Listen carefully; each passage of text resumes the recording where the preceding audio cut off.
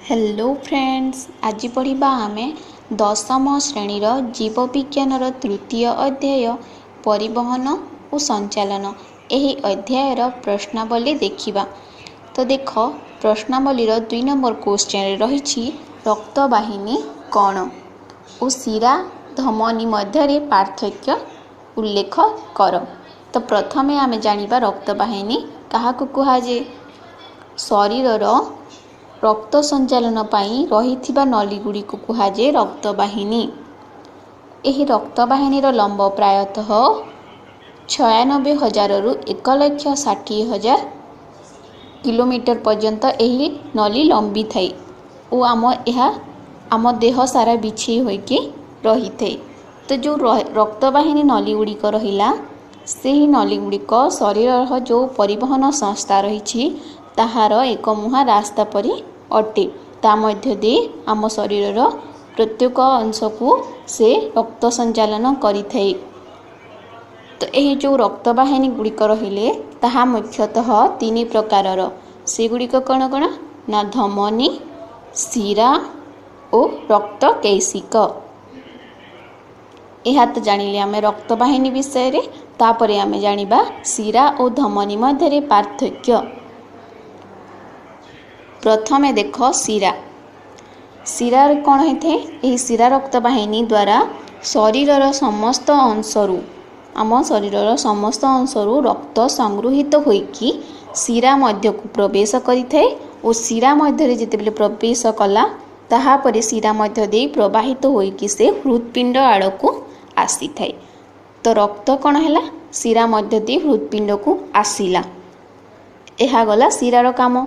तापरे देख धमनी।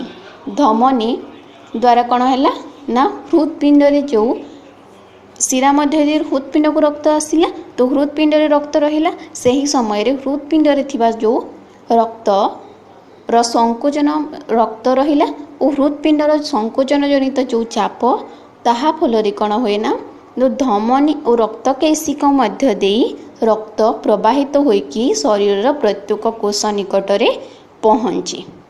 तो बुझीपार यह है देख शिरा रे कौन है ना रक्त विभिन्न आम शरीर विभिन्न अंशरू प्रवाहित होइकी शिरा मध्य प्रवाहित होइकी हृदपिंड रे पहुँचला और हृदपिंड रे थिबा रक्त हृदपिंड र संकोचन चाप फल रे ताहा धमनी मध्य देई धमनी और रक्त कैशिक मध्य देकी रक्त प्रवाहित होई शरीर विभिन्न कोष रे पहुँचला।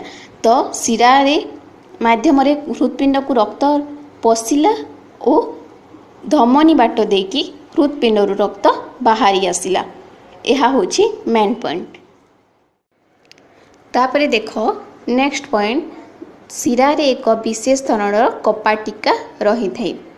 कपाटिका कहीं रही थाए ना कपाटिका रहिबा फल रे रक्त शिरा मध्य पछकू फेरी पारि न थाई।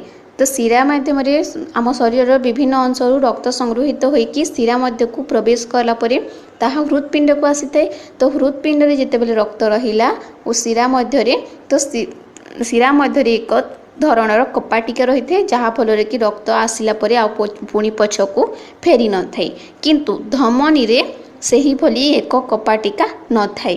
तेणु जो विशुद्ध रक्त बाहरिला हृदपिंडरू तो ताहा शरीर प्रत्येक कोष निकटरे धमनी जो ताहार नली देकी रक्तवाहिनी नली देकी कोषर विभिन्न प्रत्येक कोष निकटरे जाइकी पहुँची पारिथाए।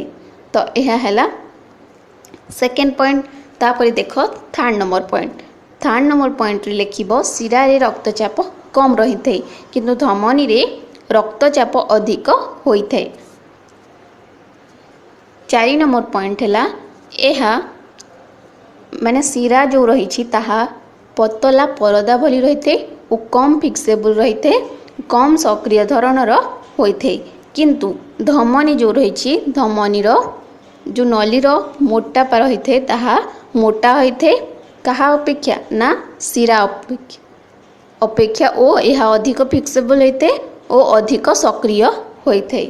तो यह थिला शिरा और धमनी मध्य पार्थक्य। तापर देखिबा नेक्स्ट 3 नंबर क्वेश्चन रक्त किपरि जमाट बांधे बुझाओ। तो देख आमे खंडिया हेले खंडिया स्थान रक्त बाहरी थाए तो से ही जो खंडिया हेले खंडिया स्थान रक्त बाहरिले से ही स्थान जो क्षत टिश्यू रही थे बा भांगी जाइथिबा अणुचक्रिका रही थे से ही क्षत टिश्यू बा भांगी जाइथिबा अणुचक्रिका वायुर संस्पर्श रे आसीबा फल रे क्षत स्थान रे थर्मोप्लास्टिन कौन ना थर्मोप्लास्टिन नामक एक लिपोप्रोटीन सृष्टि होता है। तो थर्मोप्लास्टिन किपरि सृष्टि है ना जो क्षत टिश्यू बा भांगी जाइथिबा अणुचक्रिका वायुर संस्पर्श रे आसीबा फल रे थर्मोप्लास्टिन नामक लिपोप्रोटीन सृष्टि है। तापरे नेक्स्ट पॉइंट थर्मोप्लास्टिन जो सृष्टि है नामक एक लिपोप्रोटीन सृष्टि है ताहारी उपस्थिति रे रक्त रे कौन रही थे कैल्शियम आयन रही थे और एंजाइम।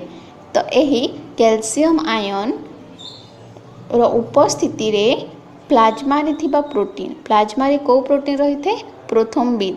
तो यही प्रोथ्रोम्बिन प्रोटीन थ्रोम्बिन नामक एक सक्रिय एंजाइम रे परिणत कराए।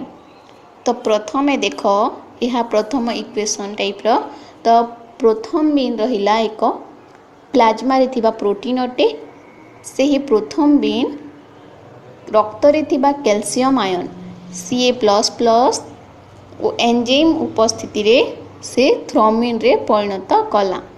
थ्रोम्बिन नामक एक सक्रिय एंजाइम अटे। तो थ्रोम्बिन होची एक एंजाइम प्रोथ्रोम्बिन होची एक प्लाज्मा रे थिबा प्रोटीन।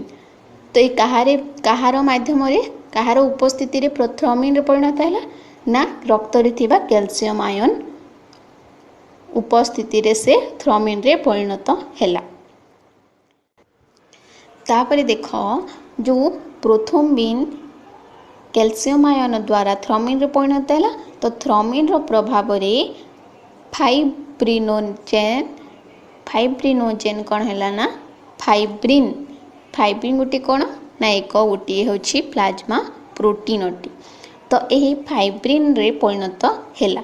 तो आमे जदि इक्वेशन रे लिखिबा कौन हबो फाइब्रोनेजेन थ्रोम्बिन रो प्रभाव रे फाइब्रिन रे परिणत हैला। तो फाइब्रिन गोटे कौन ना से होची अद्रवणीय और तंतु परी एक प्रोटीन अटे। तापरे देखो नेक्स्ट जो फाइब्रिन रही से एक प्रोटीन अटे। तो सही प्रोटीन क्षत स्थान रे ठूल होइकी सेठारी एक सूक्ष्म जाल तैयारी करे।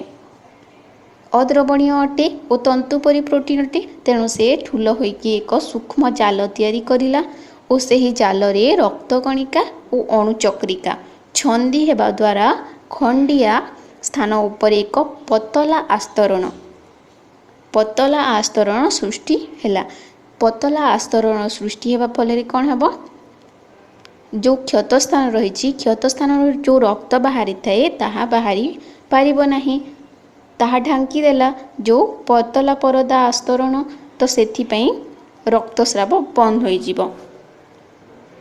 तो आमे जदि इक्वेशन रे जो देख फाइब्रिन जो जाल रहिला फाइब्रिन जाल की प्रस्तुत कला ना फाइब्रिन प्रोटीन ठूल होइकी क्षत स्थान रे फाइब्रिन जाल प्रस्तुत कला और सही जाल रे रही रक्त कणिका और अणुचक्रिका मिसिकी कौन हेले ना गोटे पतला आस्तरण सृष्टि कला और रक्तस्राव बंद हैला। एतिकी ही रही रक्त किपरि जमाट बांधी। तो यही परि ही रक्त जमाट बांधी थाए।